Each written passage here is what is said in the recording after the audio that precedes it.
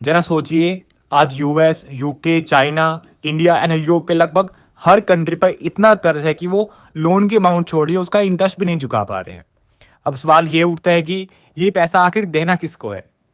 तो साथ में इसका गोल्ड प्राइसेस, स्टॉक मार्केट और यहाँ तक कि वॉर्स का असर क्यों दिख रहा है। Let me explain in just 2 minute. यह सब शुरू हुआ 1970s में, जब यूएस ने अपने डॉलर को गोल्ड से अनलिंक कर दिया। तो मतलब अब डॉलर के पीछे गोल्ड नहीं था, जस्ट एक गवर्नमेंट का प्रोमिस था। तब से उन्होंने पैसे को छापना शुरू कर दिया for the infrastructure, roads and for the growth projects. So जब लोगों तक पैसा पहुंचा तो लोगों ने उस पैसे को बैंक में जमा किया, बैंक ने उसे आगे लोन के रूप में बांट दिया बिजनेसेस को, पीपल को और साथ में गवर्नमेंट को, डेट के रूप में by buying the government bonds. Again government ने इसको एक्सपेंस किया, इंफ्रा एक्सपेंस किया, देन लोगों के हाथ में पैसा आया, लोगों ने बैंक में जमा किया, बैंक ने अगेन लोन के रूप में बांट दिया एंड गवर्नमेंट के हाथ में पैसा आया। तो इसे एक नेवर एंडिंग साइकिल स्टार्ट हो गया। आज 50 सालों के बाद पूरे वर्ल्ड का जो डेट है वो लगभग 300 ट्रिलियन डॉलर तक पहुंच चुका है एंड जो पूरे वर्ल्ड की इकोनॉमी की जो जीडीपी है वो अराउंड 100 ट्रिलियन डॉलर है। तो इसे साफ पता चलता है कि this date can never ever be repaid even the interest amount. अब सरकार के पास सिर्फ 3 ऑप्शन है।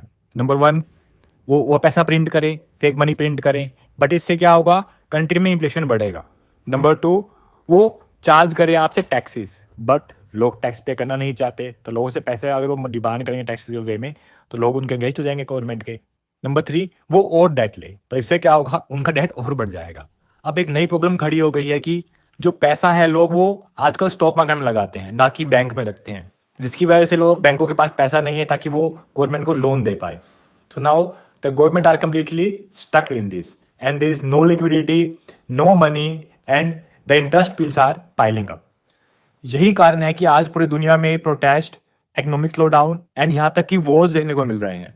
इसमें से कुछ असली है या फिर कुछ डिस्ट्रैक्शन के लिए क्रिएट किए गए हैं। इसलिए आज जो रिजर्व बैंक्स है वो तेजी से सिल्वर एंड गोल्ड बाय कर रहे हैं। उन्हें पता है कि जो असली वैल्यू है वो उस कागज के नोट में नहीं है बल्कि एक रियल एसेट में है।